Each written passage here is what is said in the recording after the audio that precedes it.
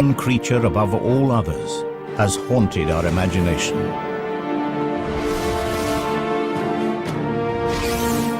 On land and in the air, the dragon has left its mark in the folklore of our ancestors. But what if these fantastic stories were more than myth? What if the legends were true?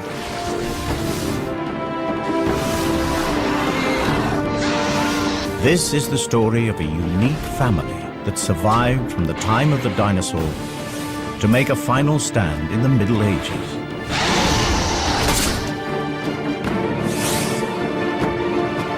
A scientific exploration of a remarkable species. This is the natural history of the most extraordinary creature that never existed.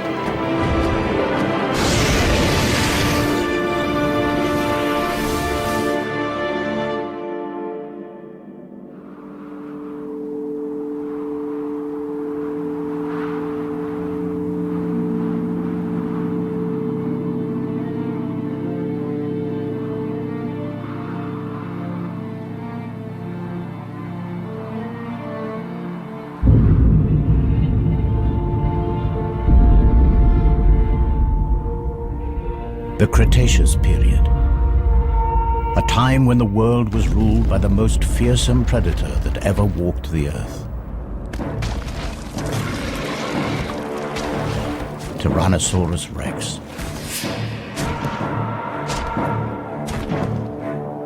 The T-Rex has been forced to this remote place from his usual hunting ground. Something has been raiding his territory, and food has become scarce. He hasn't eaten for days.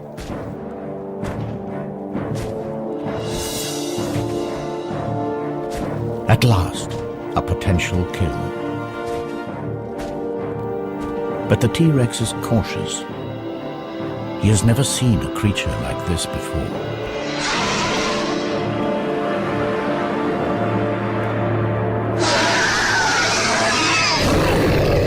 Hunger drives him on. The T-Rex has a clear weight advantage.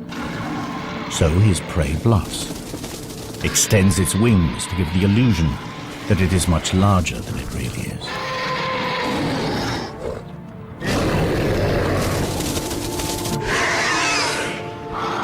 But the T-Rex isn't buying it. So the creature tries a different tack.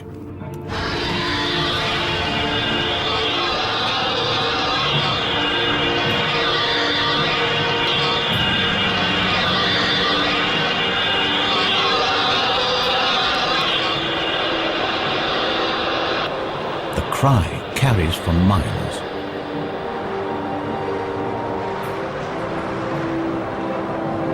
To this predator's sensitive ears, the sound is incredibly painful.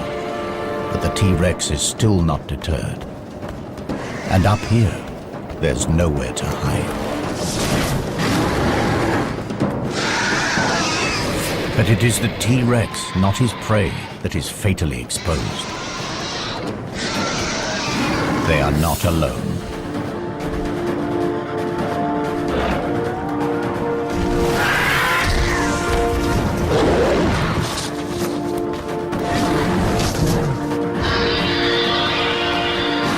This is an adult female, a fully grown prehistoric dragon. This is her territory and she's protecting her son.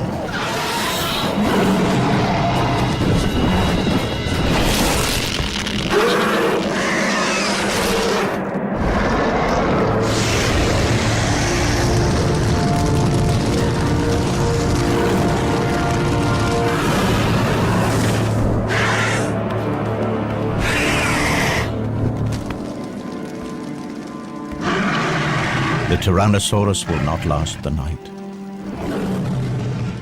But the mother is also seriously injured. With a broken wing, she can no longer hunt to feed herself or her offspring.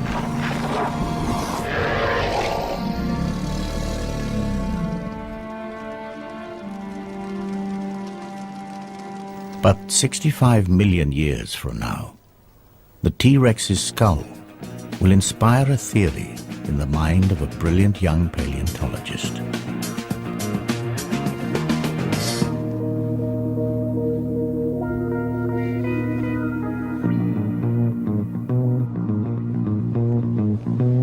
This is one of only 3 intact T-Rex skulls that have ever been found.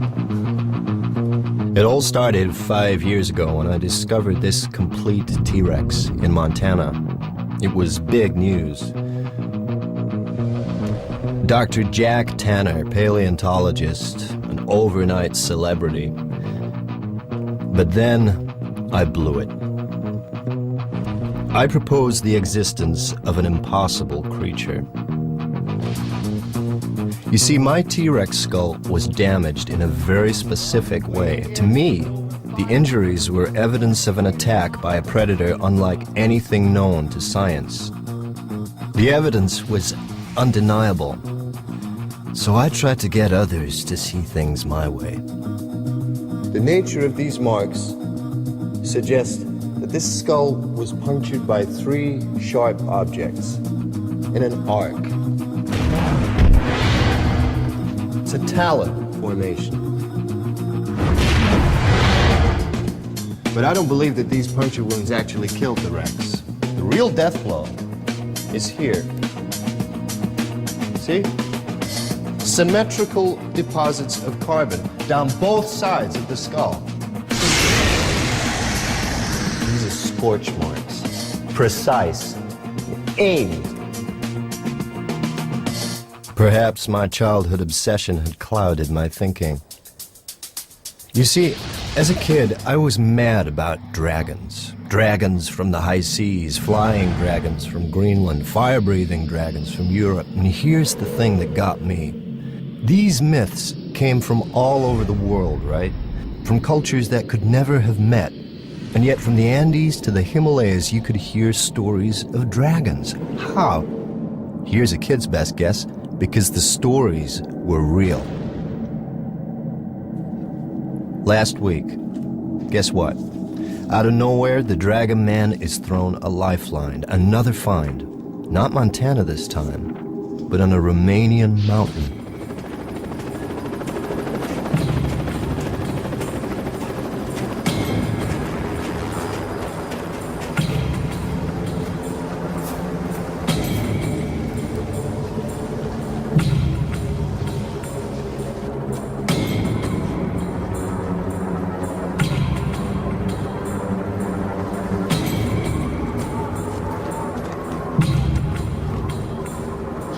Extreme skiers had fallen into a network of ice caves.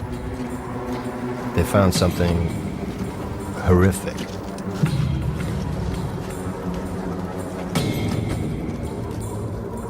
A body, and he wasn't wearing the latest lightweight thermals. It was ancient. There's nothing the police could do with a 15th century corpse. This was a case for historians, not detectives. But police being police, they couldn't resist a nose around. They uncovered a medieval crime scene. A massacre.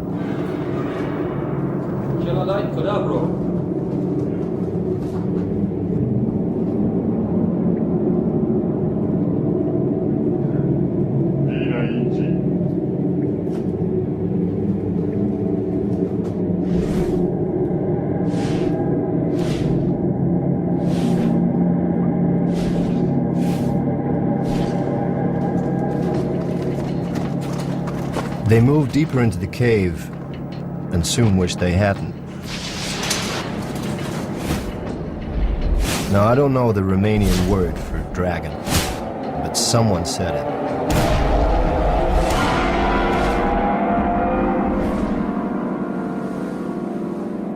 So the Romanians contact the museum in London. Is this thing a hoax or what?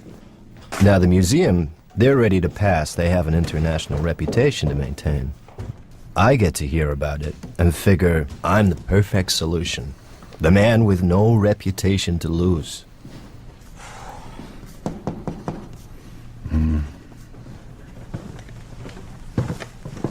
Have you seen the pictures?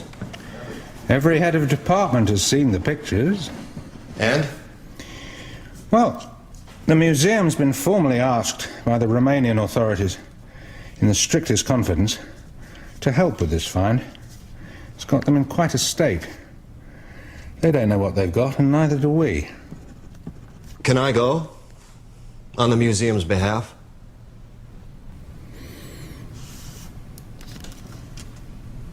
I can call a meeting.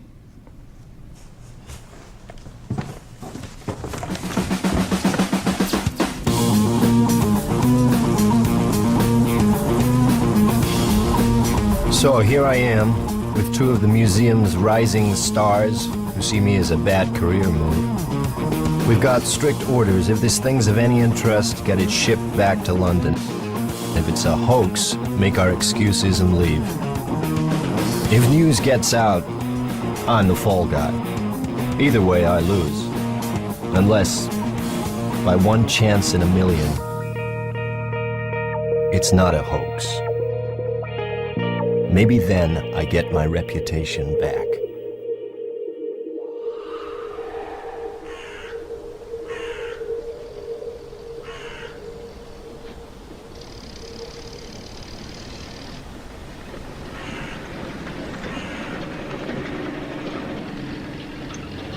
It starts badly. They've moved everything off of the mountain. Who knows what evidence might have been disturbed?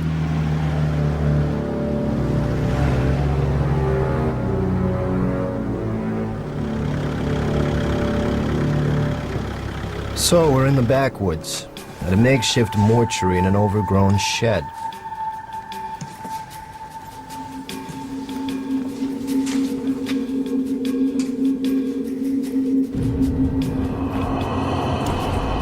The official word is the bodies have been blackened by ice, but I wonder. Ask me, I'd say they have a different story to tell. But I mind my own business. My assignment is through here.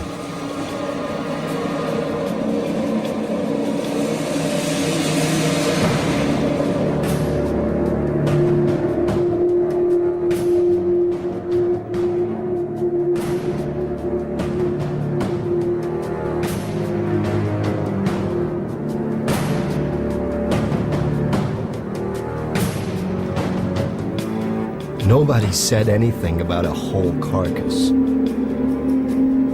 It's massive. I can see why the Romanians were cagey. I should be too, if I had any sense. This has got to be a hoax. Hasn't it?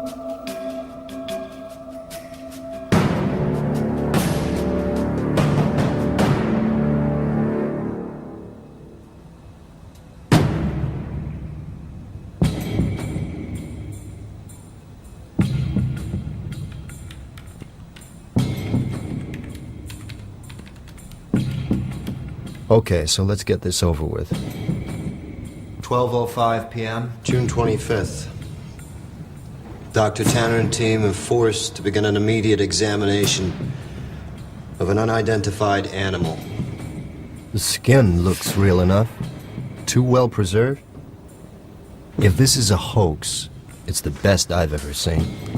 Okay, sweetheart. What are you? The hide is scaly. It has a tail. Now, both suggest that this is some sort of reptile, and yet there are two limbs visible ending with what appear to be talons.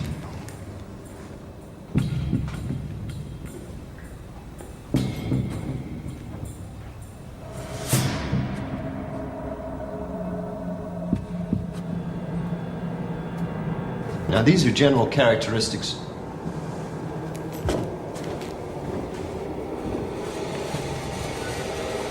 Characteristics of powered flight.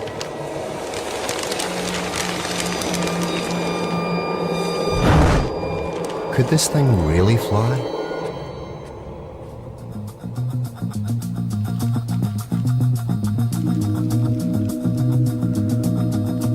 It's too heavy for these small wings. They couldn't create nearly enough lift to get its carcass off the ground. You see, to fly, you have to obey the laws of physics. There is a relationship between weight, power, and wingspan. Wing measurements give us a wingspan under 20 feet.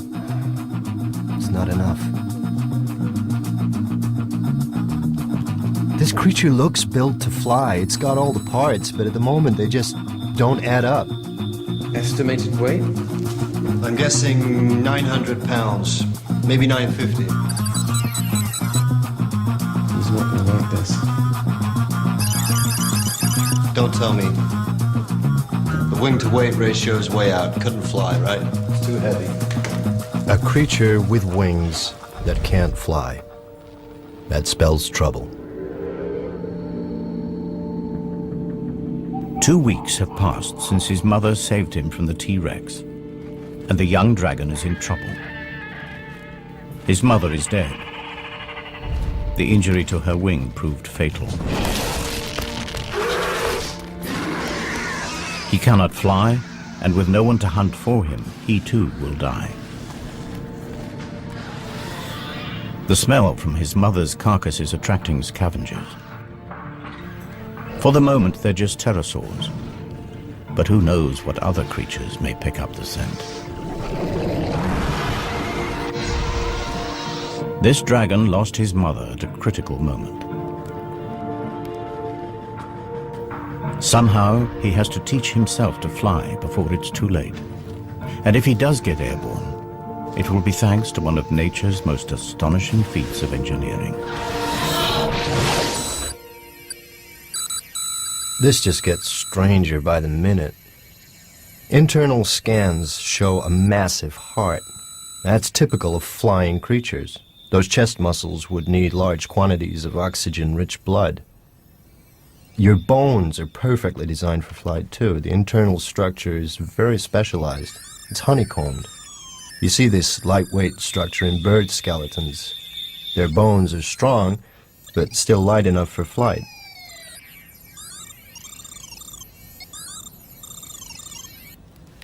But you're still too heavy for those wings. Come on, what's your secret? Any good news? There's something unusual inside the chest cavity. What are these? The image is too fuzzy. We don't have time to speculate. I'm going inside.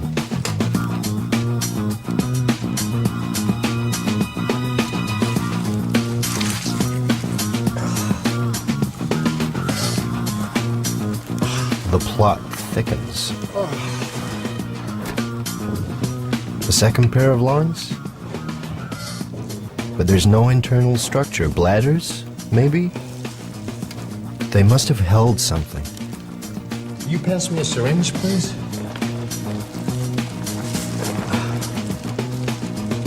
Thank you.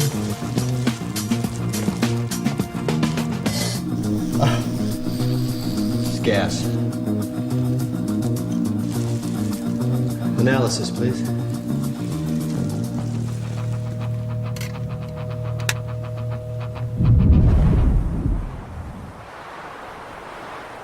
Unable to hunt, the young dragon exploits the only food available to him. His mother's meat will keep him alive for a few days. But if he can't fly, he can't hunt. His future looks bleak. Yet, even in death, his mother may still help him. In their gut, all creatures contain bacteria that help them to break down food. And as they do this, they release gas.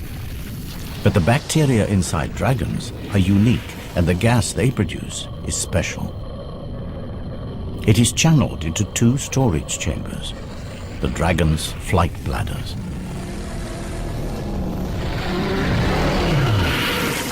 Alongside the super light skeleton, these bladders provide the key to flight, provided you know how to use them.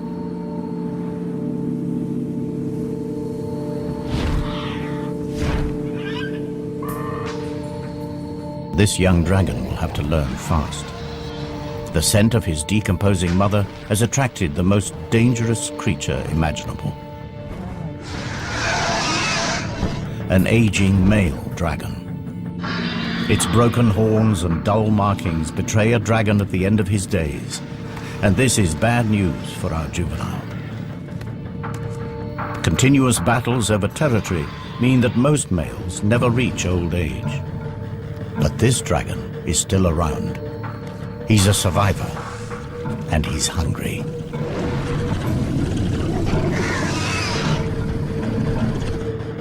The youngster senses that given the choice, he'd prefer fresh meat. And this time, his mother isn't there to save him. His only hope is to take to the air.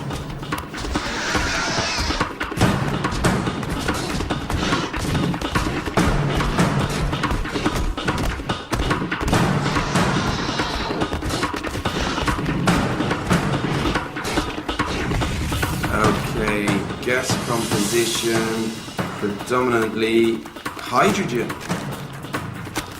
Hydrogen. It's 14 times less dense than air. It's odorless, colorless. You put hydrogen in a balloon, what happens? It floats away, right? The juvenile heads for the trees. The old male cannot fly here.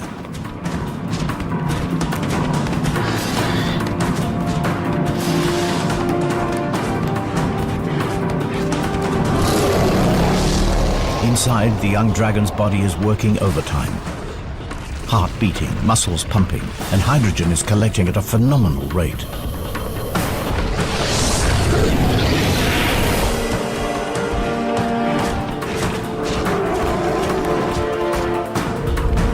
Fully expanded. What would you say is the cubic capacity of one of these things? 15 cubic feet. There are two. That's 30. 30 cubic feet. A pump full of hydrogen. What kind of lift does that give us? Not quite there, but maybe.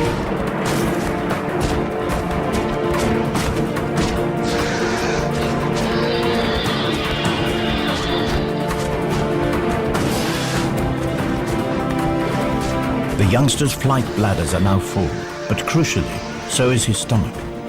The undigested meat is weighing him down. Just in time, instinct takes over. He empties his stomach and spreads his wings.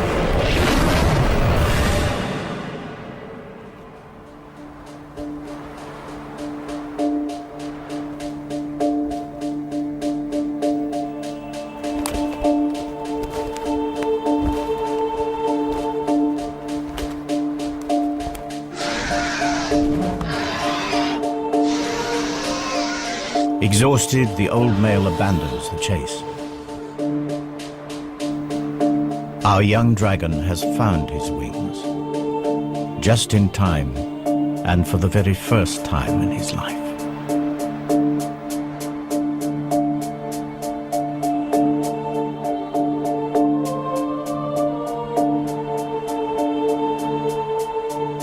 Analysis suggests, it's to be confirmed, that maybe, just maybe, this creature could fly.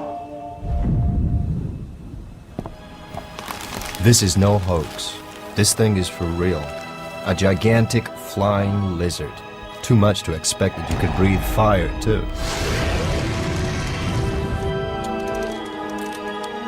If it's interesting, bring it back to the museum. That was the plan. Well, it's interesting, all right. But let's see what else we can find out before we have to leave. Okay. Time to put our heads into the lion's mouth.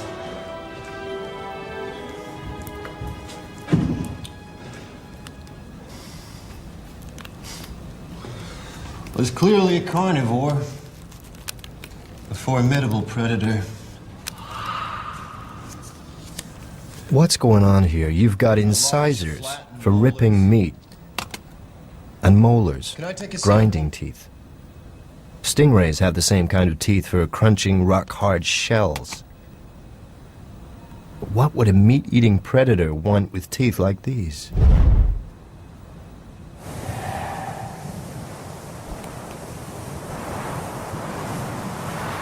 Several years have passed, and our juvenile is now a young adult.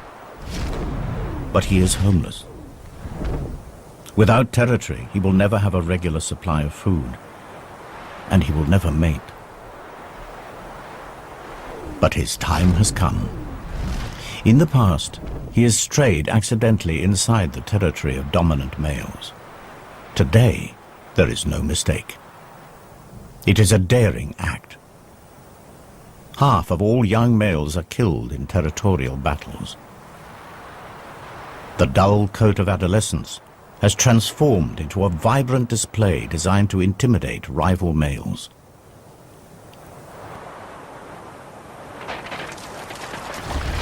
But before he makes himself known, he takes on stores of a rare and valuable mineral found at the heart of every dragon territory.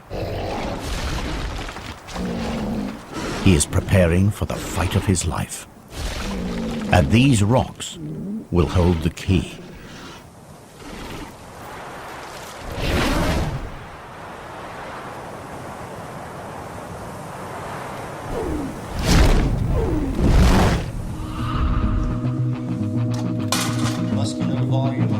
The inner surface of the mouth is incredible.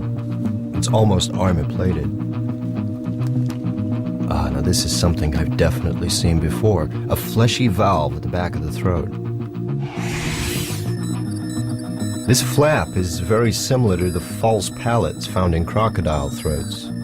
Crocs use it to stop their lungs from flooding while holding prey underwater. It's a very distinctive shape, and come to think of it, I think I've seen fossils of this somewhere. This is a highly specialized structure. Can you scout the excavations and dig sites, museums, see if anything like this bone has popped up anywhere else? Or maybe it's an adaptation.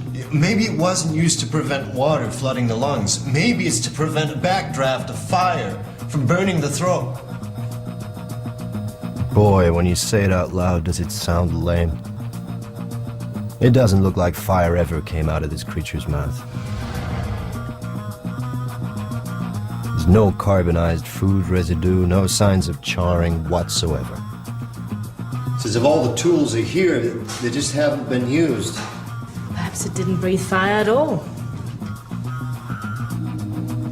Well, maybe you're right.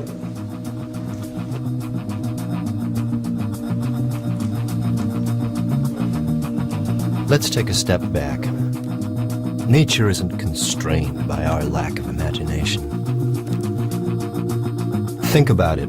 The natural world is full of bizarre creatures that have the most extraordinary weapons, tongues like spears, colors that change, and shapes. Lassos even, but a creature that breathes fire? Bear with me. Meet the bombardier beetle. Now, when this guy gets angry, he fires out liquid at a temperature of over 200 degrees Fahrenheit. Now, how's he do it? By pumping a liquid fuel into a reaction chamber where a catalyst ignites it. The exploding chemicals have nowhere to go but out. And with a bang! Now, is that how dragons did it?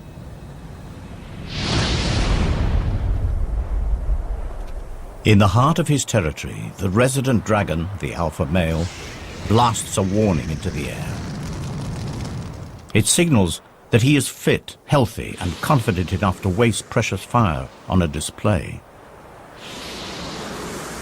The message is not lost on our young challenger.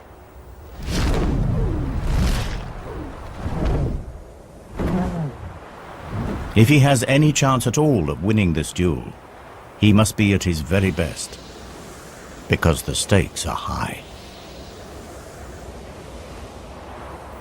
With territory comes not only a guaranteed supply of food, but the one thing every young male needs if he is to leave his mark on the next generation: females.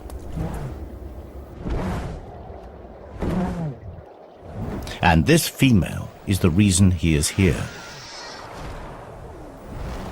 She's in season, and for just 1 month will breed with the alpha male. He's killed for her before, and he'll do it again.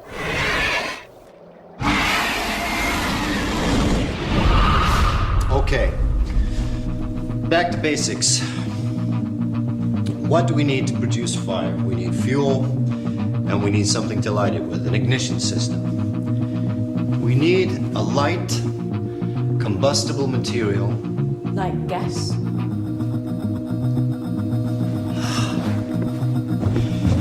Now, what did you say was in these things? Hydrogen and methane?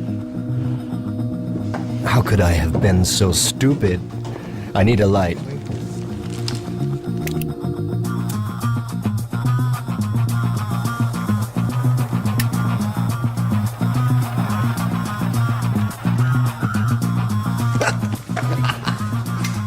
It's hydrogen and methane, both combustible gases, both lighter than air.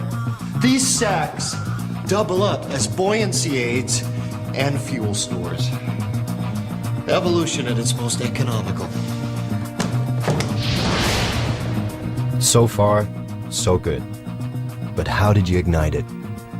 Can I take a sample, please?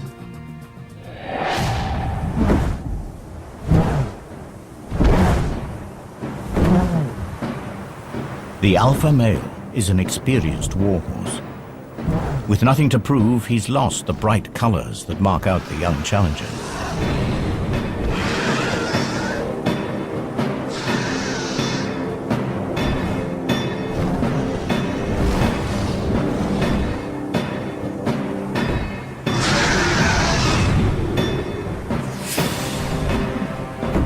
Experience tells immediately.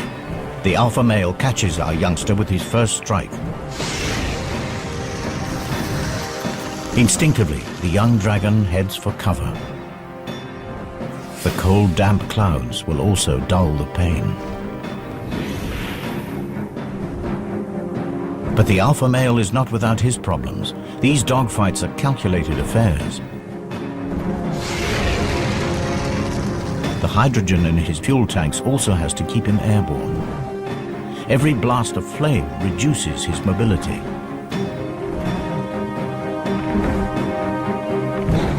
The challenger appears to accept defeat. He heads for the territorial boundary. It seems that now his best hope is to escape with his life. The alpha male drives on. He would rather finish him now. But he has misjudged his young opponent. The youngster is faster, more agile, and crucially, he has a full payload to burn. Wouldn't you know it? That sediment on the creature's molars, it's rock, with particularly large traces of platinum. Platinum is not just a precious metal, it's also a catalyst. Like our old friend the bombardier beetle, fuel needs an ignition system. And when platinum combines with oxygen and hydrogen, it combusts.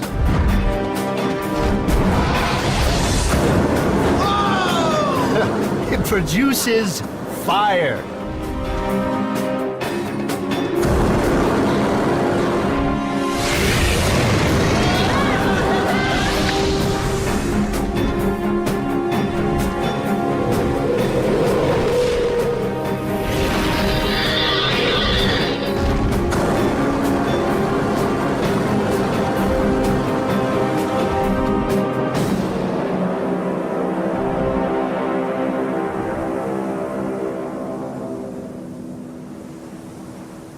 Our young pretender has triumphed. The female prepares to accept her new dragon overlord. All his life, he's fought the odds, and at last, he's made it. My theory was right after all. And you're the proof. You could fly, you could breathe fire. 65 million years ago, one of your ancestors killed my T-Rex. So how did your ancestors survive when the dinosaurs didn't?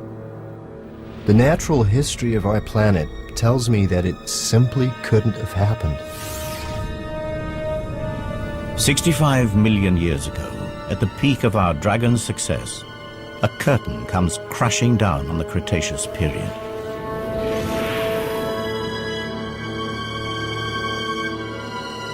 A meteorite the size of Mount Everest smashes into the planet. Known as the KT event, it wipes out nearly all life on Earth.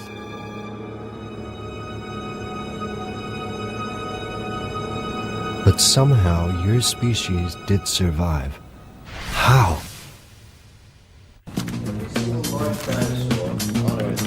If the KT meteorite finished off the dinosaurs, how did a giant species like yours survive? Let's think straight. What other large creatures survived KT? Sharks, skates, rays, turtles, coelacanths, amongst others. And all have in common? Their marine life. On crocodiles, too. Crocodiles. The false palate is found in crocodiles. Raised nostrils, suggesting a creature that could hold its prey in its jaws and breathe while completely submerged in water. But this creature didn't swim, it flew. It has wings and talons, not webbed feet, suggesting the palate must be an evolutionary relic. Somewhere in the dim and distant past, this creature's ancestors lived in water. You swam from extinction.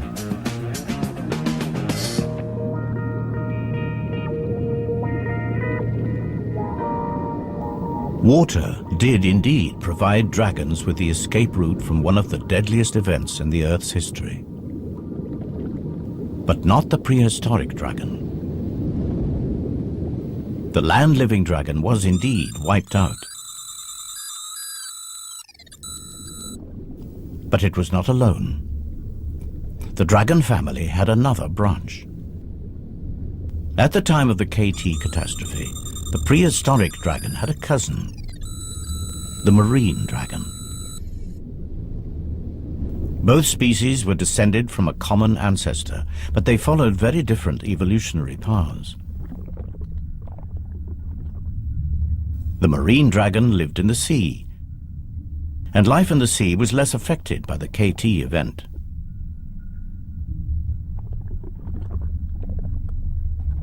As they evolved, their flight bladders became swim bladders. Their large wings reduced to become fins, and their powerful tails became rudders. Marine dragons thrived.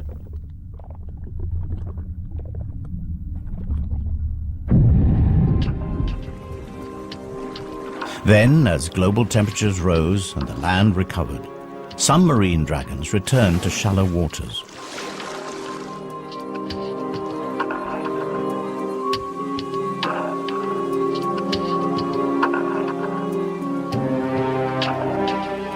Through estuaries and rivers, they eventually made their first tentative steps back onto land.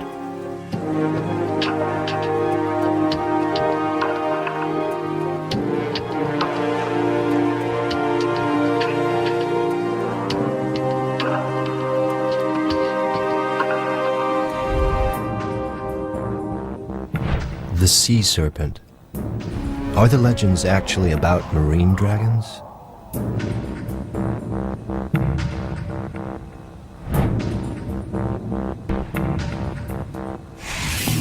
That false pallet, guess what? Looks like it's turned up at a dig site. This could be our missing link. Well, what kind of environment are we talking about? Forest. What kind of forest? Bamboo. I knew I'd seen the pallet before. It was in that excavation in China. I thought it had been from an extinct branch of crocodilian. Turns out to be much more exciting. So the water dragon came back on land and evolved into new species, at least one of them in Asia. Forest dwelling. What would you be like?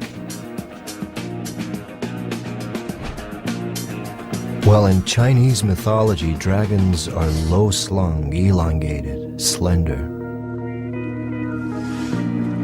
The kind of body one would expect from an animal that's recently adapted from water. Was it really suited for life in a forest?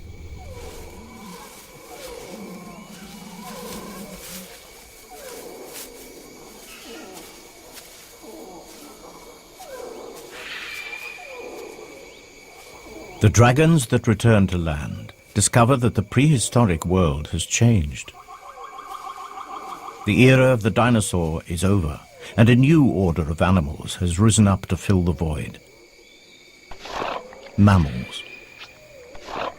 And mammals provide plentiful food for dragons. The trick is to catch them.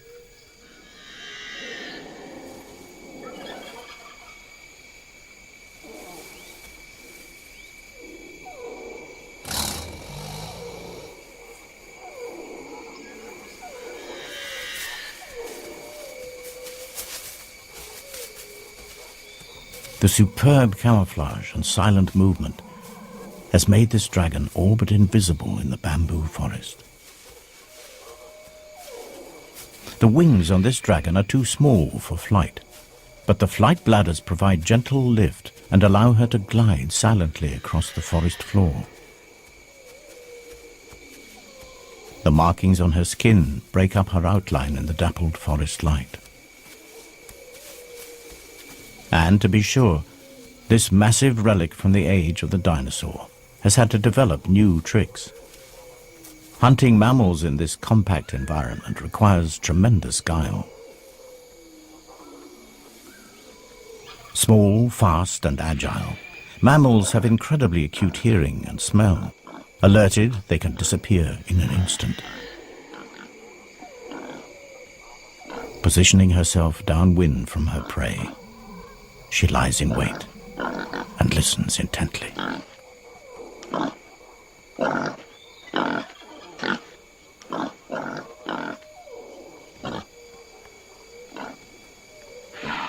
But she's not ready to strike just yet.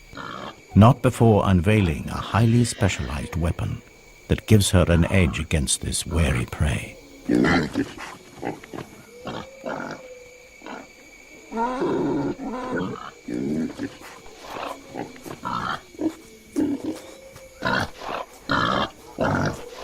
The forest dragon has developed a remarkable behavioral strategy. Mimicry.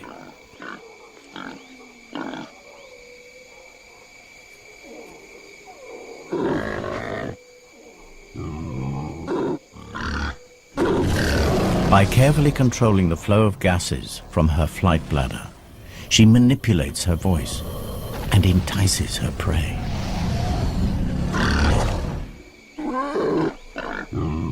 But her hunt is disturbed. There's an intruder in her territory, a creature that will come between this dragon and her prey for the last time. It's not just the invasion of her territory that riles her, or the loss of the odd meal. This animal is a real and emerging threat to her very survival.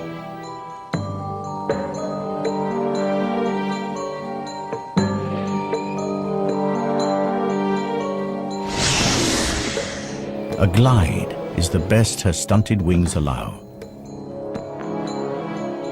But she has the scent now and is determined to finish things.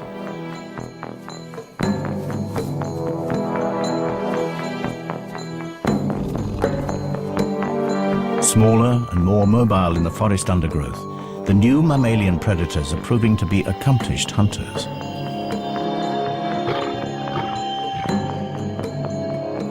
Left alone, these predators will outcompete her for food, and she would starve. She isn't going to let it happen. The dragon closes to striking range. She blends into her surroundings, unseen, but not unheard.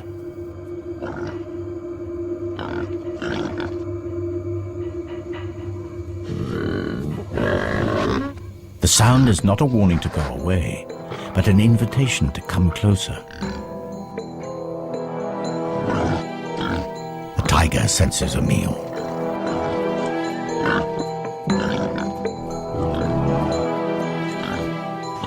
But he is a cautious hunter. The dragon tries a subtle change of pitch. The prey sounds distressed. An injury, perhaps?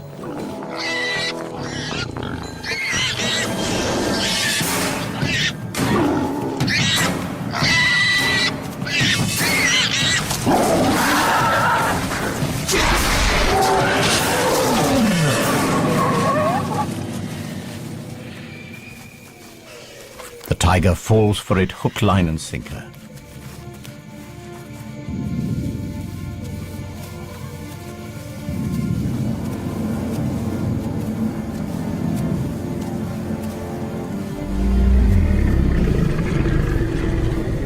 One less rival, one more meal. The kill is taken to a clearing.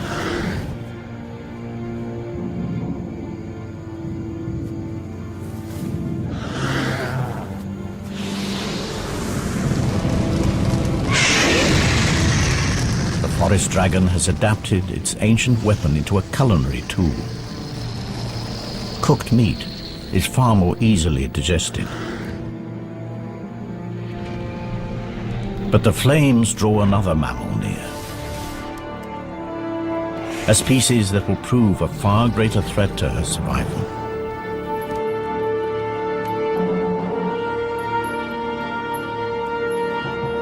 I came here to expose a hoax, and suddenly a whole reptile family is coming to life. What a family. Of all the prehistoric giants, only yours survived the KT catastrophe. And you weren't the only dragon. Seems there was a forest-dwelling Asian dragon, a sea dragon too, just like the myths. Could there have been others?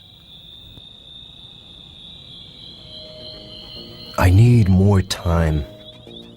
The helicopter will be with us any minute, and soon we'll be heading back to England. And once this thing's back in the museum, I won't get a look in.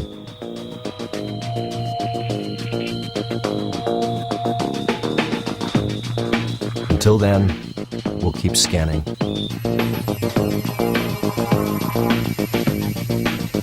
You need to look at this.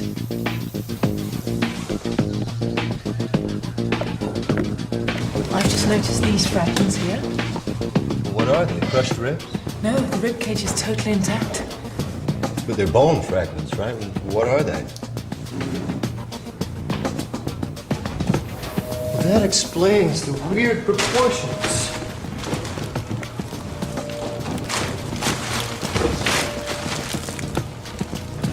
Of course. It's got 4 legs. And 2 wings. 6 limbs. No vertebrate that ever lived has 6 limbs.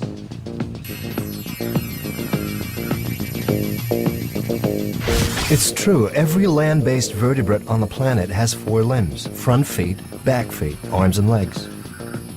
And airborne creatures too. Feet and wings. They all have 4 limbs. But not this dragon.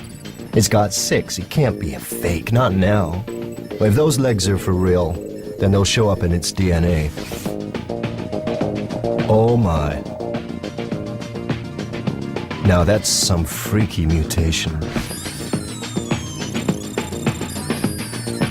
This creature has a genetic adaptation unlike anything in the animal kingdom, and wouldn't you know it? In the gene responsible for generating limbs.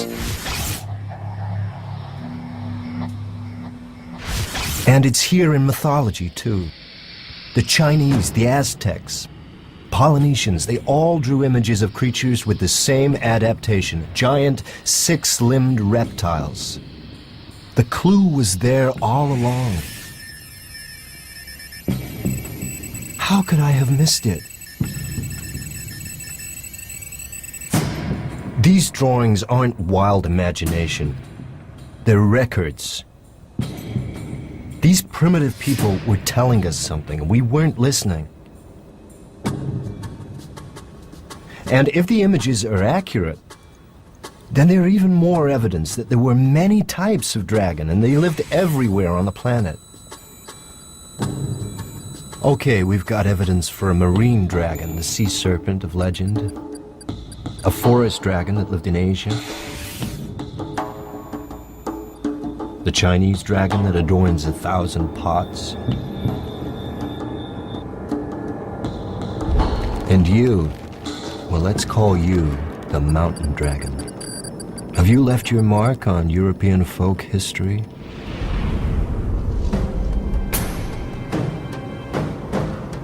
Romania, dragon iconography. Here you are, recorded in stained glass. The locals called you the devil from the mountains. And the legend conforms pretty much to type, terrorizing local folk, raiding livestock, breathing fire, a monumental battle to the death. Is this a 15th century photograph of you?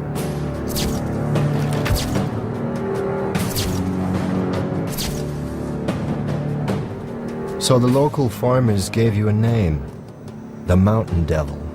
And what kind of devil were you? We're down to the wire. They'll be moving the body out any minute, and I'll have to leave with it. One last check. Could we have missed something? What's that in the heart? That's something embedded in the right atrium. That's not organic matter.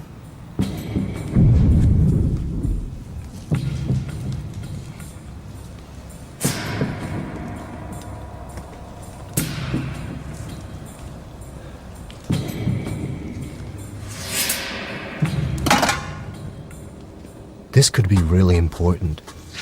Unequivocal evidence that dragons and humans were at war.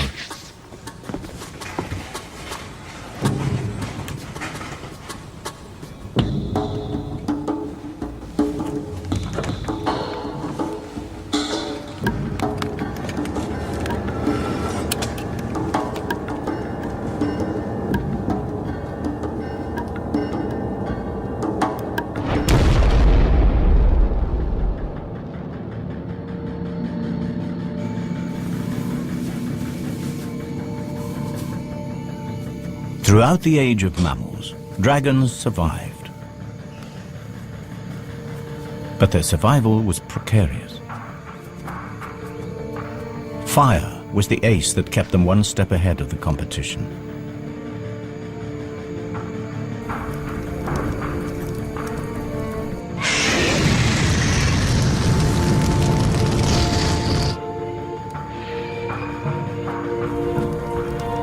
But in time, a new mammal emerged. Small, vulnerable, but supremely intelligent.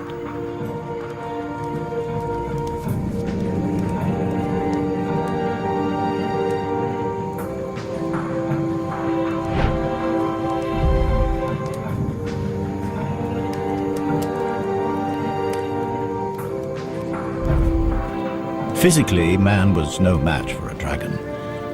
But he recognized the possibilities of fire.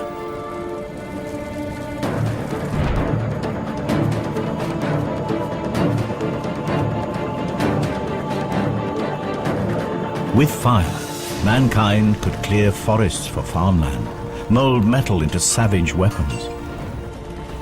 In the evolutionary blink of an eye, mankind was pushing the most deadly predator in the natural history of our planet to the verge of extinction. They had turned the dragon's most potent weapon against them.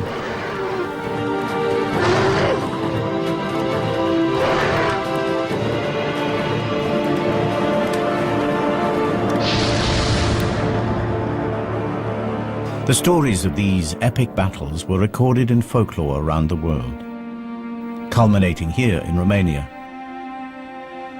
A dark story passed down through generations. The story of a demon on a mountaintop, and of knights drawn into the mist, never to be seen again. Until now.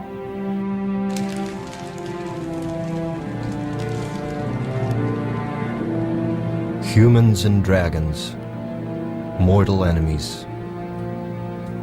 If these knights went looking for a dragon, it looks like they found one.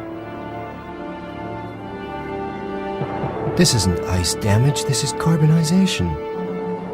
These men were burned alive by a dragon for sure, but not ours. Our dragon never breathed fire.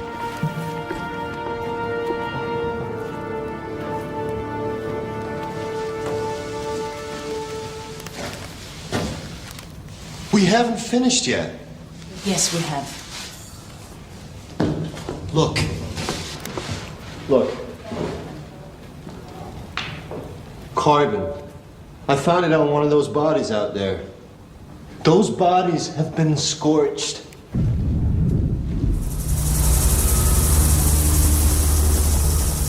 They're right, of course. It's the find of the century, and we can't risk it turning to mush. But the mountains are calling me.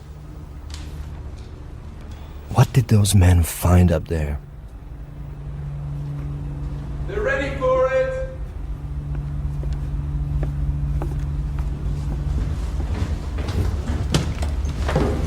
This section here. Am I misreading this? Is this a reproductive system? These are oviducts, right? Small ovaries. The female. Yet there's no evidence of follicular activity. The reproductive tract is immature. It's a juvenile. It's a baby. That clinched it. The creature in the autopsy room was a baby.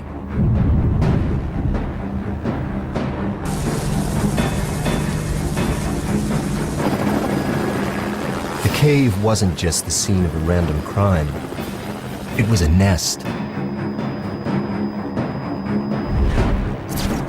The local myth is starting to sound remarkably like an accurate verbal account of a real event. The knights weren't killed by our dragon. They were killed by an adult, perhaps defending its young. And a dragon corpse can tell us how their bodies worked, but a nest, it can tell us so much more, how they lived. My guess, up in those mountains, we'll find evidence for a dragon family. Tanner is about to unravel a medieval tragedy. It is the 15th century, and a mountain dragon is under threat.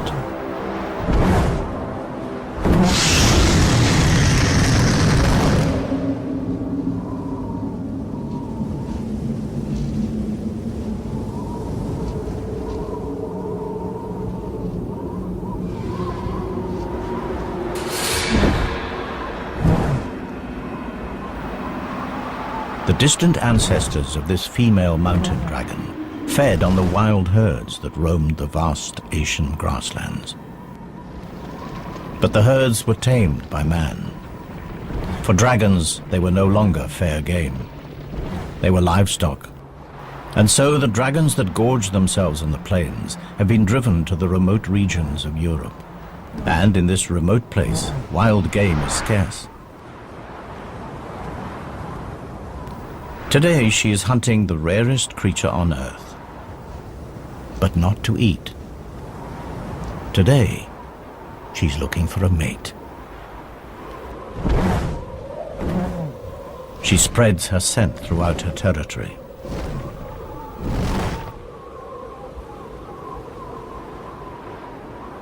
Strong winds carry the pheromones south.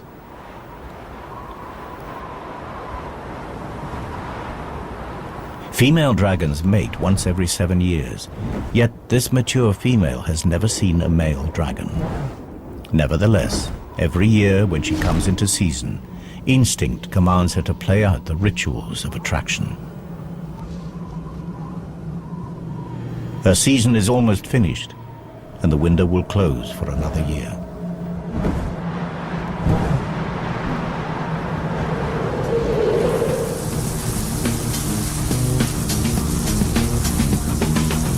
Another change of plan. Something interesting about a half-mile below the cave.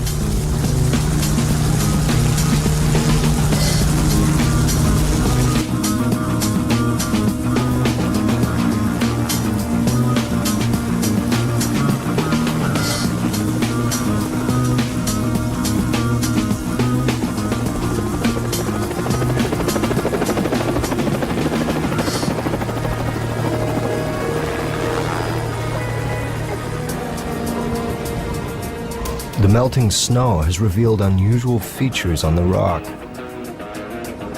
Now, to the casual observer, they could be anything, perhaps the result of some odd geological process, but me, I've got fire on my mind.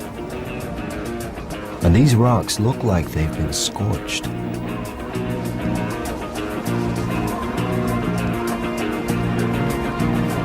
No, don't worry about samples. I need you to follow this line and look for more burn marks. And tread carefully, watch for hidden crevasses. Okay, approximately 2 hours due south from the drop-off point, heading towards the scene of death. Can you take a GPS reference? Okay. Evidence of discoloration of the rock. Seems to have been subjected to a blast of intense heat. It's literally scarred the rock.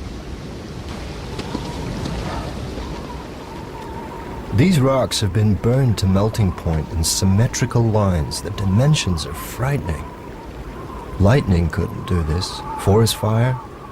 It's not likely. We're halfway up a mountain at the edge of a glacier. The lair is nearby. Was there some kind of fight?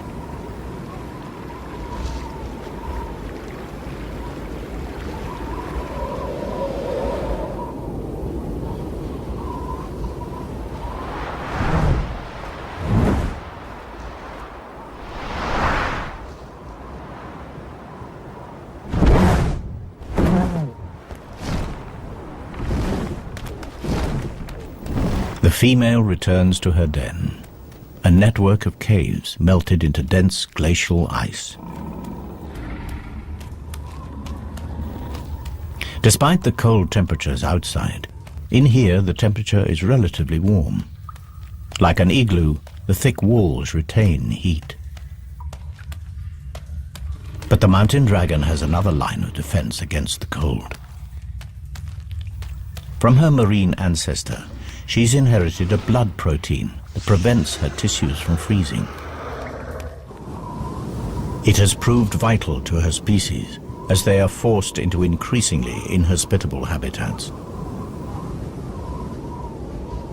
Soon it will be autumn, and her metabolism will slow as she prepares to hibernate through the bitter winter.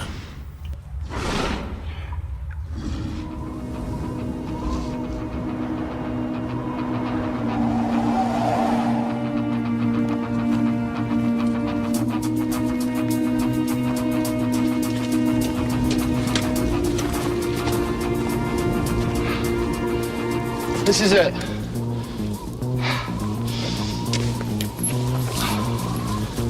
Why would you choose such a remote and inhospitable place to live? Come on.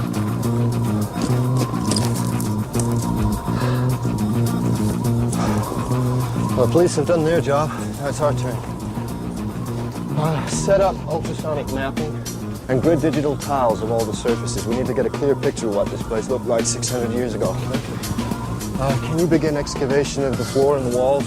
Any extra forensics that we may have missed that may give us some clues as to the nature of the creature? I'm on it.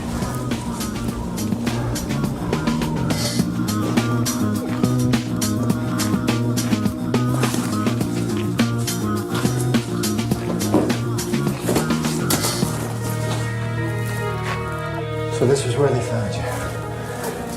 Gridding tile 1. Set. The laser scanner will help us build a map of this place, and then we can accurately record the position of everything that we find. Any mapping results yet? I've gridded most of the cave, but it's a labyrinth in here. It's anyone's guess what's behind these walls. Glacial movement. Set those echo scan charges at minimum. We don't know how unstable this place is. Echo scanning.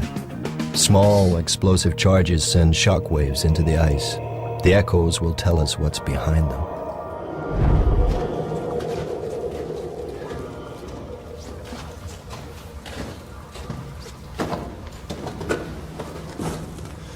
What is it? I'm not sure. I know what this is. Dragon poop. Looks like organic matter. It's Beautifully preserved. Good work. Okay, bag it.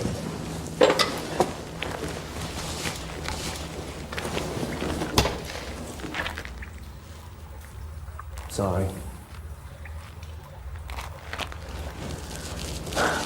Evidence of bone shards. And look, these look like fruit stones. Date stones? Not many date palm trees in the Carpathians 600 years ago. It's possible that she strayed, but it's more likely that this is the feces of another. And so the next question, why would you travel such an immense distance across the continents and the climates? What could possibly attract you to this place? Whatever dumped this had its last meal in a much warmer place. Somewhere a long way from here.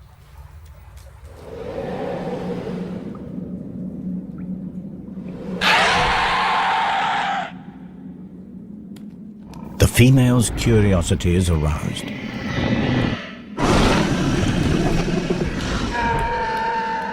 It is a sound she has never heard before, yet somehow it seems eerily familiar.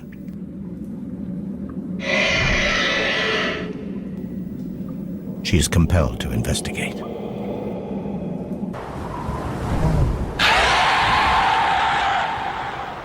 Against all odds, a male mountain dragon has picked up our female's scent.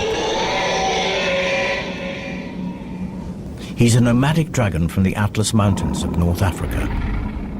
His search for a mate has brought him across southern Europe to the Carpathian Mountains. Now he has found her, instinct takes over. And they do what their kind has done for thousands of years.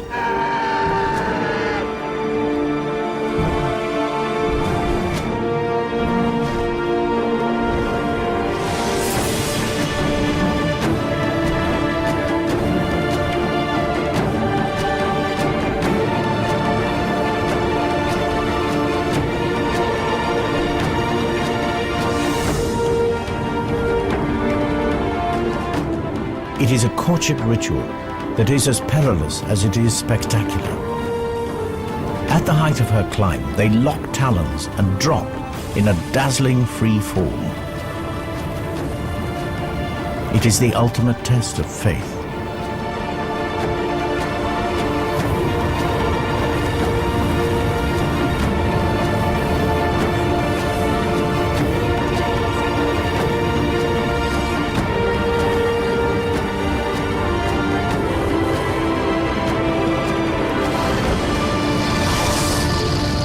The scorches in the mountain rock serve as mute testimony to a spectacular and successful dragon mating, and a species on the verge of extinction that finds hope in a new generation.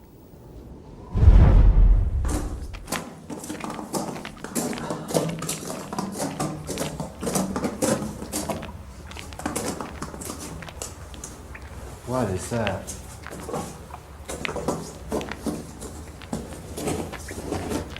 The initial investigation team must have had a lot on their minds.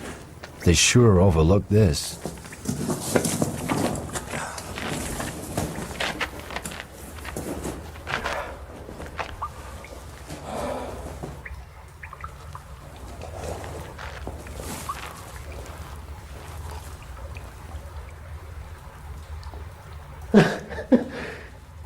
It's a nest.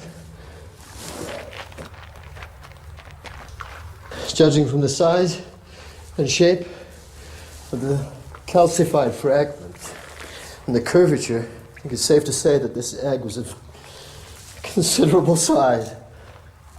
And given the fairly limited number of fragments, I think it's safe to say that only one egg would have been incubated at any one. Oh my God.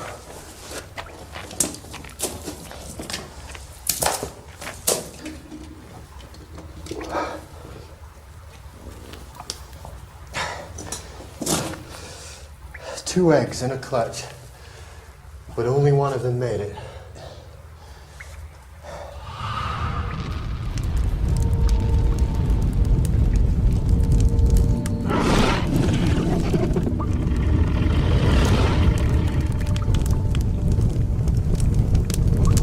Crocodiles bury their eggs in active compost to keep them warm. Dragons have a much more direct method.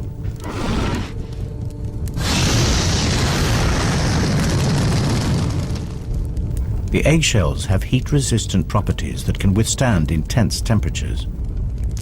In fact, without this searing heat, the dragon chicks inside would die of cold.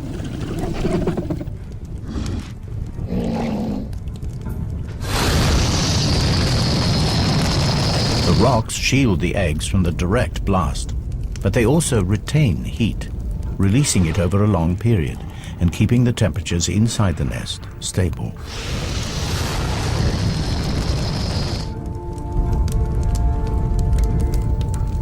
If she is to become a mother, careful and constant temperature control is essential over the long incubation period.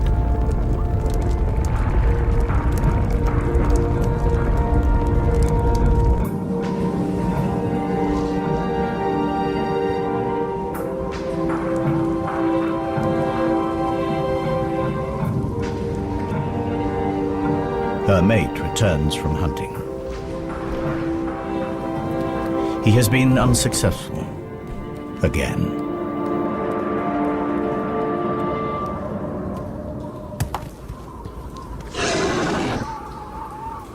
After mating, female dragons become aggressive, deeply defensive when any creature approaches the nest, even a mate. In order to placate her for the lack of food, he brings a gift.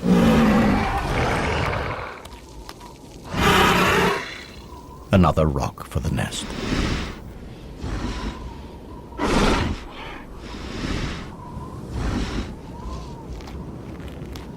The male is now clear to enter the cave. The female will take her turn to hunt.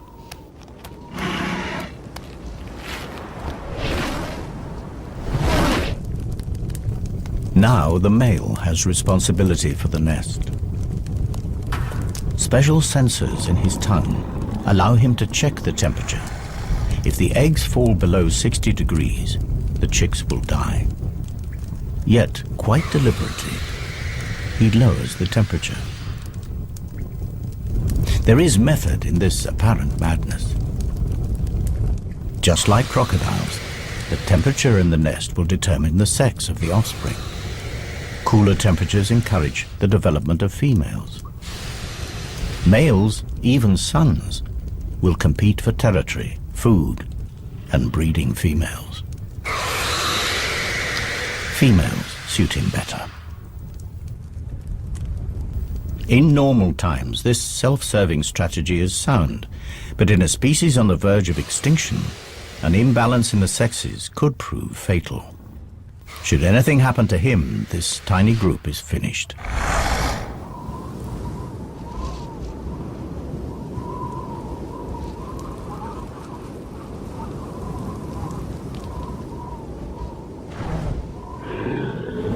The female returns empty-handed from another hunt. The male is not at his post.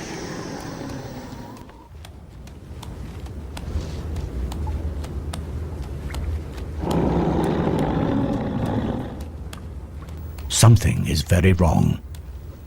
The male has let the incubation temperature drop dangerously low.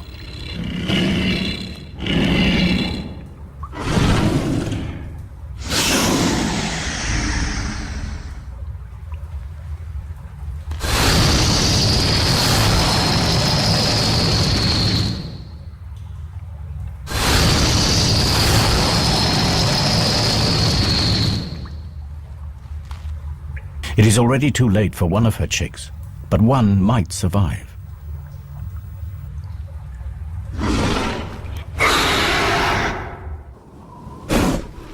The male senses trouble and makes his escape.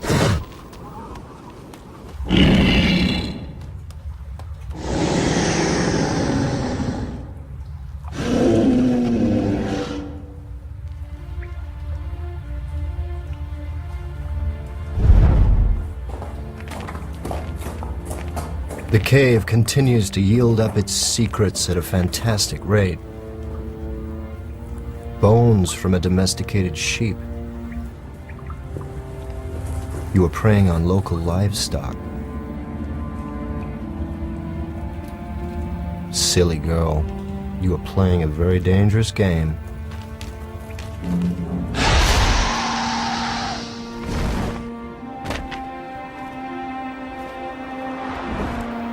The female has taken to raiding livestock for food. She has good reason. This is her daughter. And her survival is the most important thing now. But by stealing from farms, she risks provoking the locals and placing her daughter in danger.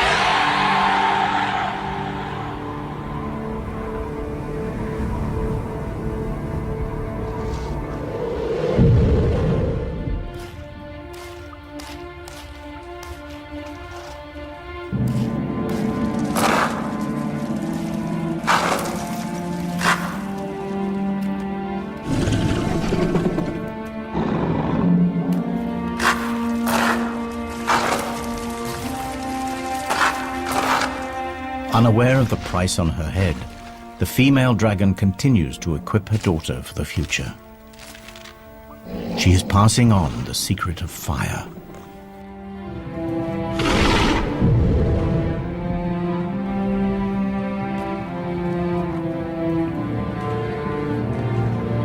These marks could have been made yesterday.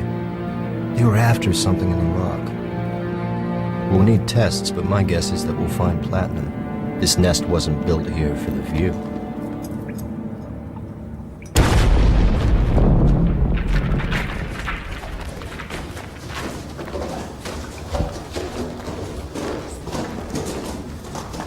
I've got the results through.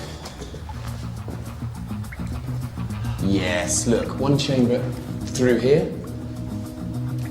There's a second chamber behind us here. And there's a third chamber right over there. 3 chambers. We've only got time to go into one, so what do you want to do? I have no idea. Wait a minute. What's that? There's something on the rock.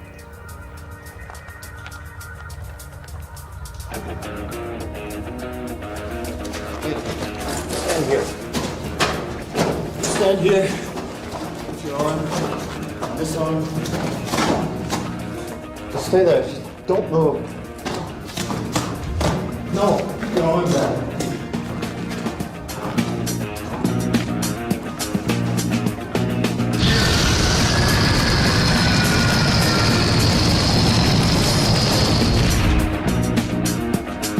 Whatever created that blast mark came from behind this wall.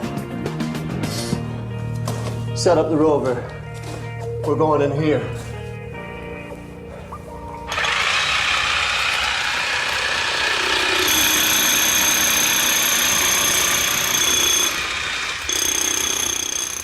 The ROV, Remote Operated Vehicle.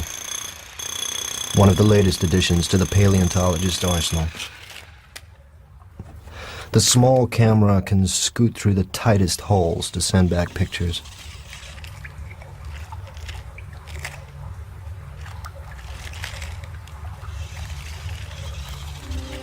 Padre nostro, che sei nei cieli, sia santificato il tuo nome, venga il tuo regno, sia fatta la tua volontà, come in cielo e così in terra.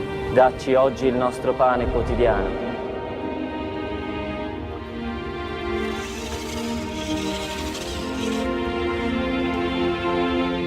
E rimetti a noi le nostre debiti, le nostre colpe, come noi le rimettiamo ai nostri debitori.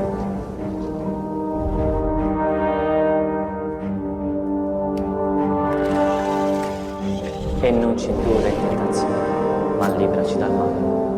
Amen.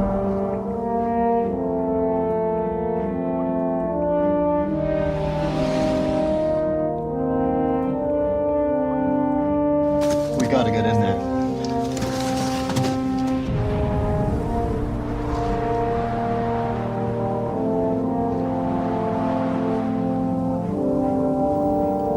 After feeding, mother and daughter bask in the sun's warmth. Their wings soak up heat like solar panels.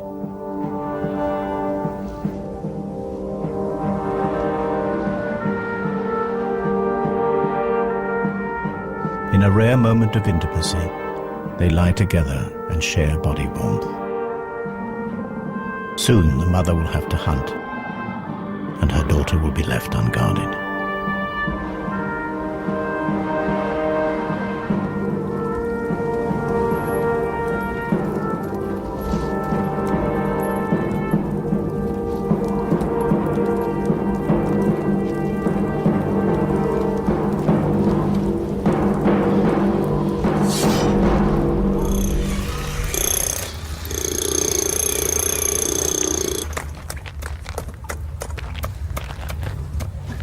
The nights in the mortuary weren't alone. This place is looking more like a war zone. The question is, whatever killed them, is it still in there?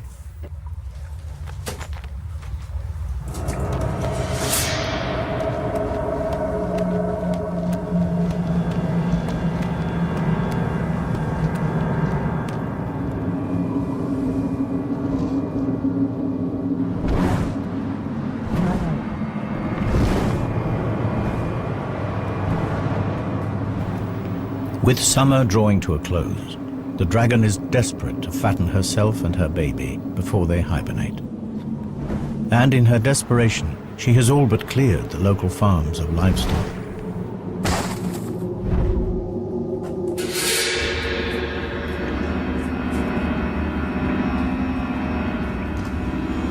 There are 2 more bodies in here. There doesn't appear to be any evidence of scorching.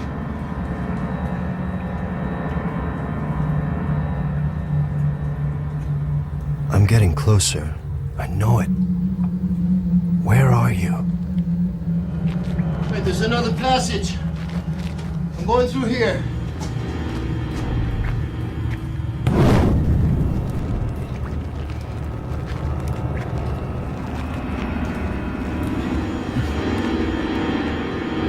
Once man and dragon lived side by side.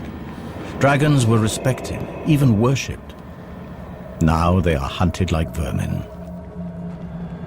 Man has driven dragons to these remote habitats. Now even here, they are not safe.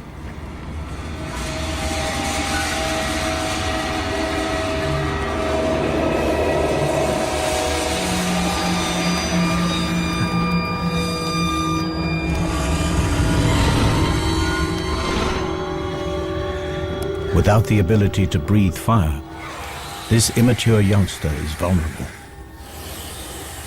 But her assassins were reared on stories about their terrifying weaponry.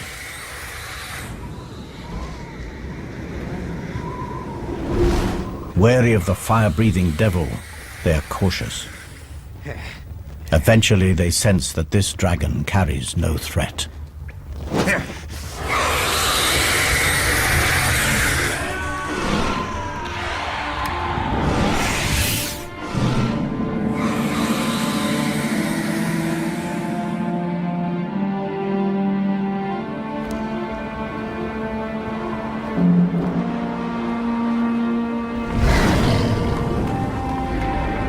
The mother returns. Too late.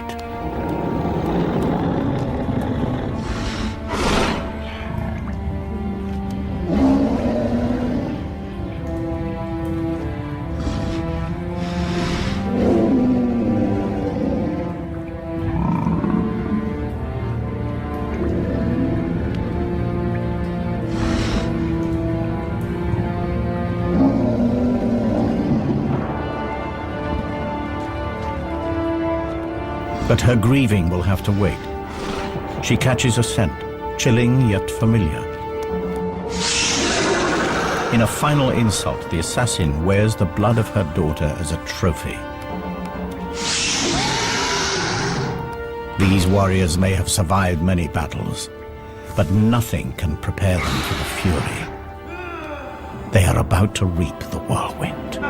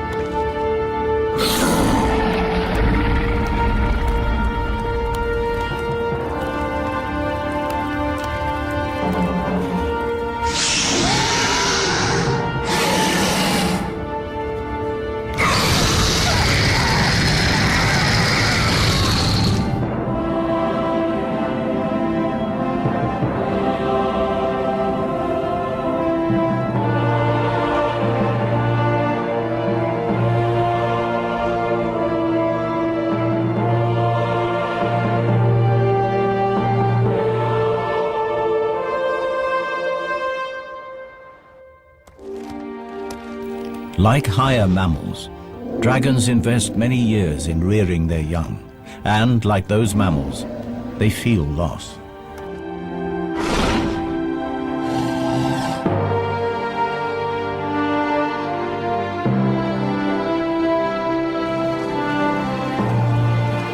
But the trauma of her daughter's death has brought the female dragon into season. She may still be mourning, but her body knows that to survive, she must mate again.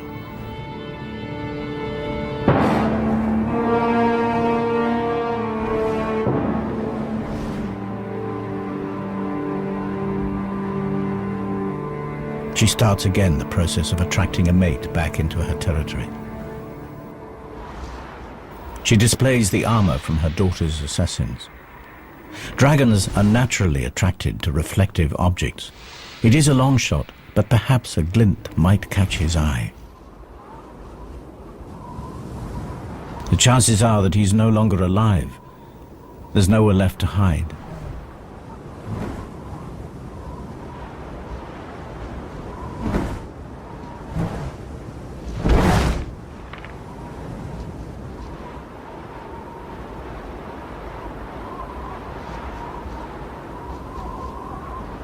As winter draws in, hibernation beckons.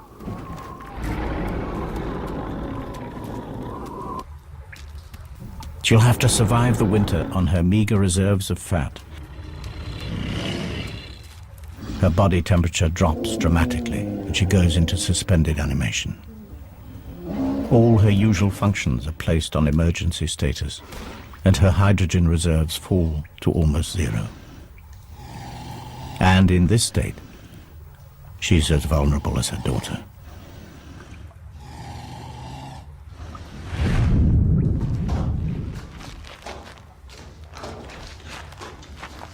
Where are you?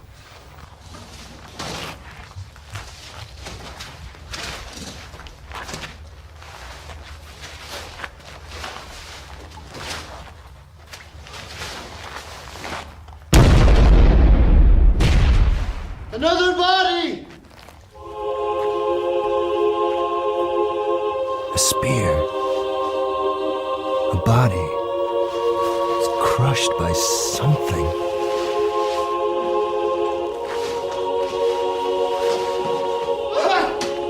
I found a wing!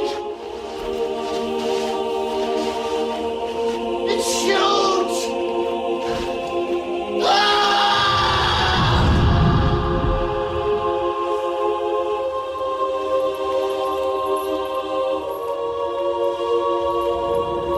The female is woken from her torpor. More men have made the climb to her lair. This time they are better prepared. Mercenaries paid by the local farmers to settle the score.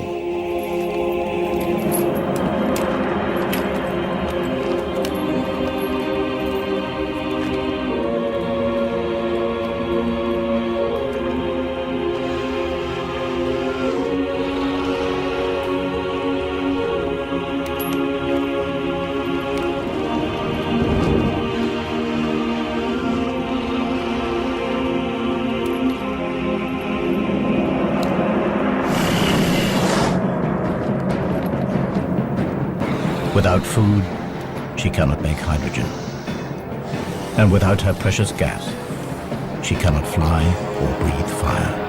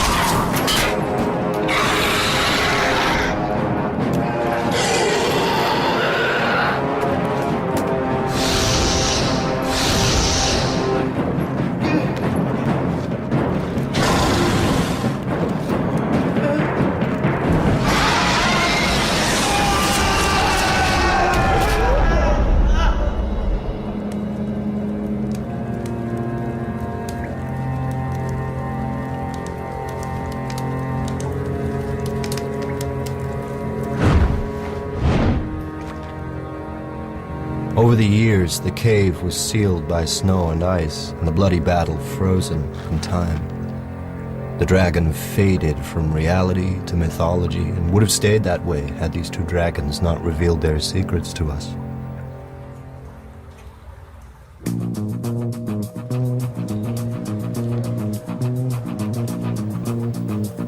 I left the museum with my reputation in pieces. I return with the story to end all stories, and evidence that will rewrite natural history. The creatures of legend were real, but the legends gave a twisted view of reality. I fill my colleagues in about the fantastic family that we have unearthed. A group of animals that lived alongside the dinosaurs, that escaped annihilation by going underwater, that re-emerged all over the globe, claiming forests and conquering mountains.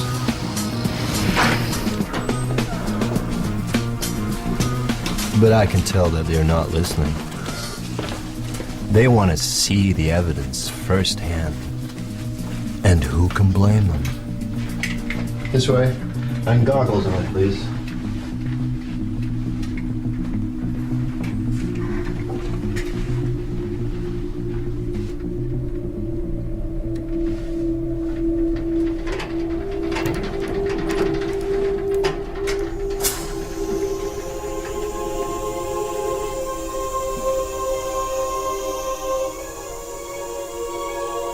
The story of life on our planet has been rewritten by a mother and her child, reunited.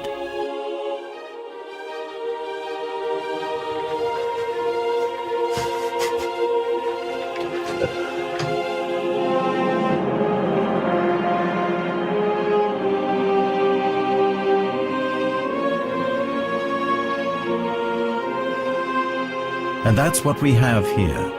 The last of a legendary line. Myth made real.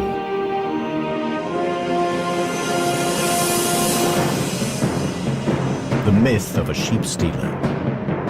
The reality of a mother struggling to feed her young. The myth of a vicious beast. The reality of survival at any cost.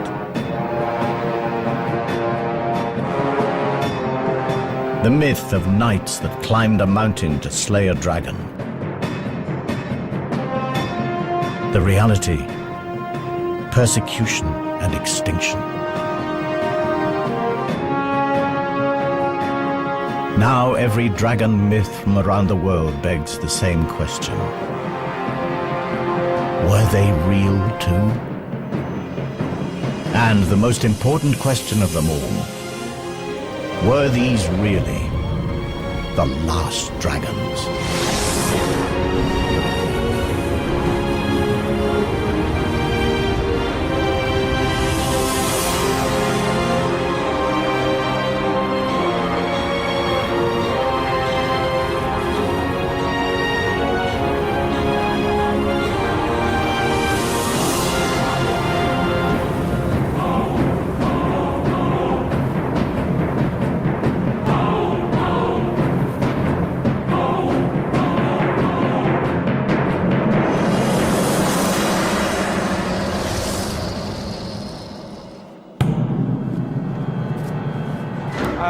Professor Tanner, I thought I'd catch you.